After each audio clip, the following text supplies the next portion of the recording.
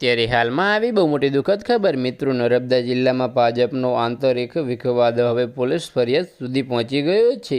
રાજપીપળામાં મશાલ રેલી બાદ કમલમમાં બક્ષીપંચ મોરચાના પ્રમુખ પર નાંદોદના મહિલા ધારાસભ્યના ભાઈએ હુમલો કરી ધમકીઓ આપી હોવાની પોલીસ ફરિયાદ થતાં જિલ્લામાં ચર્ચાનો મુદ્દો બન્યો છે। ભાજપ નેતાને કમલમમાં જ માર પડ્યો હોવાની ચર્ચા છે। નર્મદા જિલ્લા ભાજપ બક્ષીપંચ મોરચાના પ્રમુખ ધવલ પટેલ રાજપીપળા પોલીસ સ્ટેશનમાં ધારાસભ્ય દર્શનાબેન દેશમુખના ભાઈ રવિ દેશમુખ સામે નોંધાવેલ ફરિયાદમાં જણાવ્યું કે રવિ દેશમુખનો જીતીશભાઈ પર ફોન આવ્યો હતો અને મારી ટિકિટ કપાઈ હોવાની અફવા અંગે અપશબ્દો બોલી ઓકાત બતાવી દેવાની ધમકી આપી હતી।